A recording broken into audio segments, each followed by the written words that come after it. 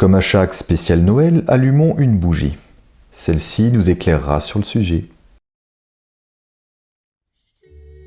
À la fin de l'année, entre le premier dimanche de l'Avent et le 31 décembre, les localités alsaciennes sont en effervescence, parce que c'est la période de Noël. Et s'il y a quelque chose de typique chez nous, c'est bien les marchés de Noël. Il n'y a pas une commune qui n'organise pas au moins une fois cette tradition typiquement germanique. Par contre, d'où vient donc cette tradition? Alors tout d'abord, il faut savoir que cette tradition n'est pas née en Alsace. Et non.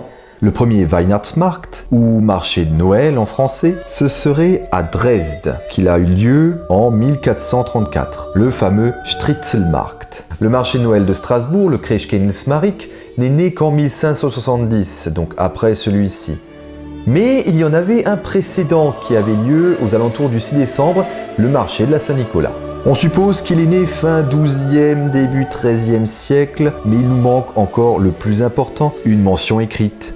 Et là, c'est Munich qui bat Strasbourg avec un marché mentionné en 1310. Cependant, ne vous imaginez pas ces marchés comme ceux qu'on trouve aujourd'hui. Il s'agissait avant tout de simples foires où les citoyens des villes pouvaient faire leurs achats avant les temps les plus rudes de l'hiver. Alors en 1570, par contre, l'idée d'aller y acheter des cadeaux pour Noël est rentrée dans les habitudes. Par contre, dans Strasbourg, protestant depuis 1532, l'idée que ce soit encore le Saint-Nicolas, dans le marché de la Saint-Nicolas, qui distribue donc des cadeaux aux enfants, ça fait encore grincer des dents le prédicateur Johann Flimmer, qui demande clairement l'interdiction de ce marché. Le Conseil des 21, une des 3 chambres qui dirigent la ville libre de Strasbourg, oui, en 1570, Strasbourg n'était pas française, accepte la requête de Flimmer et supprime le marché de la Saint-Nicolas. Et pour ne pas impacter les forains, le Conseil décide d'en créer un nouveau, le Christkindlesmarkt, qui aura lieu les 3 jours avant Noël. Il faut savoir que le Christkindlesmarkt se tenait à l'origine sur le parvis de la cathédrale. Mais il va bouger au fil des siècles. Il va s'agrandir sur le Fraunhof et à la rue Mercière, et entre 1759 et jusqu'en 1779, s'agrandira au Collège du Temple Neuf, actuellement le gymnase Jean Sturm. En 1830, il déménage carrément sur la place d'Armes, l'actuelle place Kléber, s'étalant jusque sur l'actuelle place des Halles en 1848, dans la rue des Grandes Arcades et dans l'ancienne Grande Boucherie dans la deuxième moitié du 19e siècle. Ce n'est qu'en 1871 qu'il s'installe définitivement place Breuil. Le nombre de jours dédiés au marché de Noël va aussi évoluer avec le temps. En 1806, il dure 6 jours, puis en 1863, encore un jour supplémentaire. Dans la deuxième moitié du 19e siècle, c'était 8 jours avant Noël, et 18 jours après, la foire de Noël qui commençait le 26 décembre, se fondant avec le Christkindlesmarkt. Le Christkindlesmarkt est vraiment un modèle de continuité dans le temps. Il n'a été interrompu que 2 fois au long de son histoire. Entre 1914 et 1918, à cause de la guerre, et en 1939, parce que là, il n'y avait plus un chat à Strasbourg, toute la population ayant été envoyée loin, très loin, dans le sud-ouest de la France. Par contre, il a repris dès 1940. Franchement, je me demande à quoi il a ressemblé, vu ce que les nazis avaient fait de Noël. Alors si vous voulez en savoir plus sur comment les nazis ont manipulé Noël, je ne peux que vous conseiller de regarder cette vidéo de la chaîne Parlons Histoire qui explique parfaitement bien jusqu'où les nazis sont allés. Les commerçants de Strasbourg n'avaient à l'origine pas de bons a priori par rapport au marché de Noël, qu'ils accusaient au début du 19e siècle d'amener l'insécurité, puis d'être un nid de forains étrangers qui leur font concurrence. Une pétition sera lancée en 1887 pour sa fermeture, sans résultat, puis une nouvelle réclamation en 1900. Les autorités municipales de Strasbourg finissent par leur répondre tout simplement qu'il leur est impossible de fermer le marché de Noël parce qu'il est bien trop apprécié. En ce qui concerne la qualité des marchandises qu'on trouve sur le marché de Noël, là encore, la municipalité a toujours été très stricte.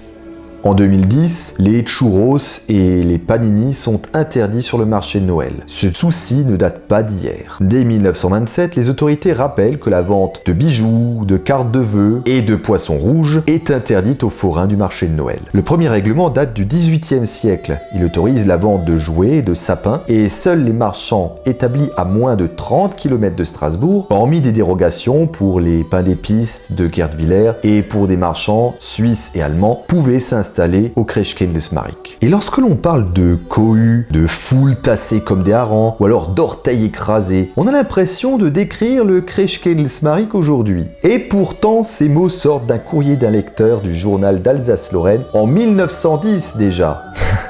Rien de nouveau sous le sapin. D'un siècle à l'autre, c'est toujours la même chose. Et la célébrité du marché de Noël de Strasbourg, le Kreshkén-Lesmarik, remonte à plusieurs siècles.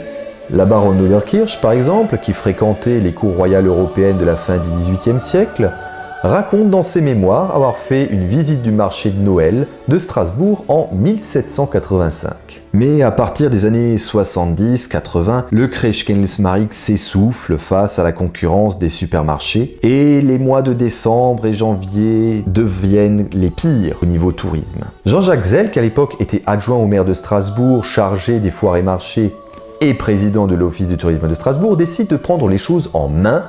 Il fait agrandir le Kreshkén-Lesmarik et il met en avant les traditions alsaciennes de Noël.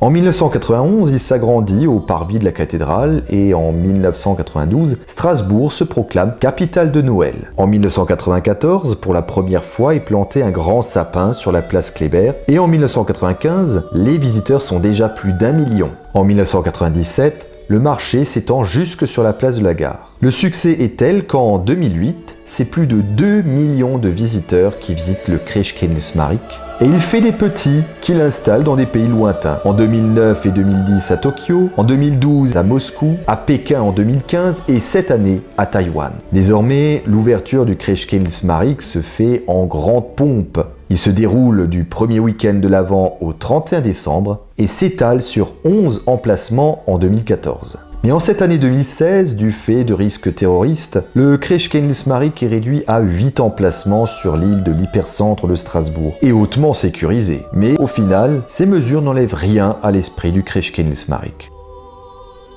Je sais ce que vous pensez. Ouais, alors depuis le début de la vidéo, le Siegfried, il parle que du marché de Noël de Strasbourg alors qu'il annonçait une vidéo sur l'histoire des marchés de Noël en Alsace. Bah, ils sont où les autres marchés de Noël? Il en parle pas? J'y viens. Il faut savoir que les marchés de Noël en Alsace, à part Strasbourg, sont très récents. Le plus vieux est celui de Kaysersberg. Et il n'est fondé qu'en 1986. Eh oui, c'est un petit jeune par rapport à celui de Strasbourg.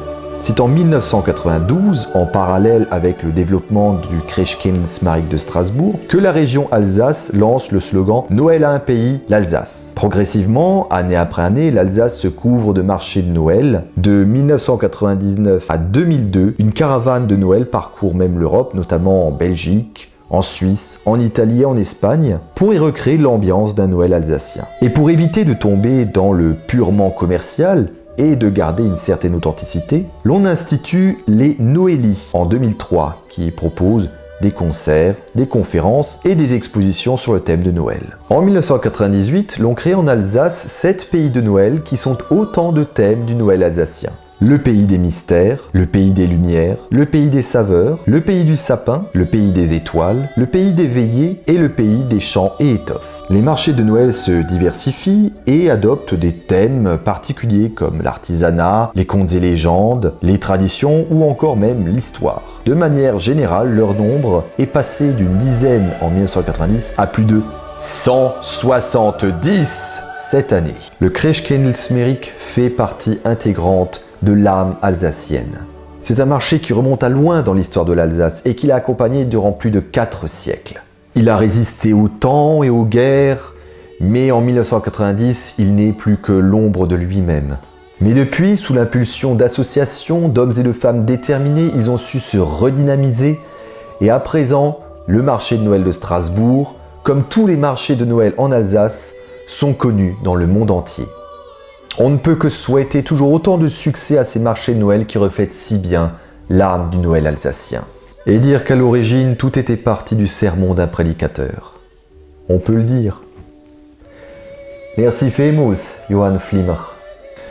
Bien voilà, cette vidéo est à présent terminée. J'espère qu'elle vous a plu. N'oubliez pas de la partager, n'oubliez pas de vous abonner à la chaîne. Et lorsque vous vous abonnez à la chaîne, n'oubliez surtout pas de cliquer sur la petite clochette histoire de ne rater aucune de mes futures vidéos. En attendant, rendez-vous en 2017 pour une prochaine vidéo. Au Pistert, ich wünsche euch ein schöner Weihnachten und einen guten Rutsch ins Neujahr. Hop, salut Pissom.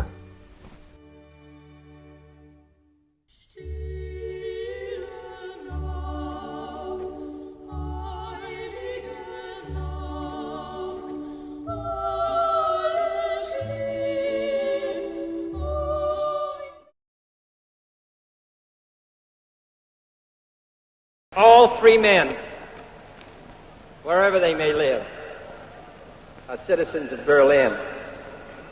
And therefore, as a free man, I take pride in the words, Ich bin ein Berliner.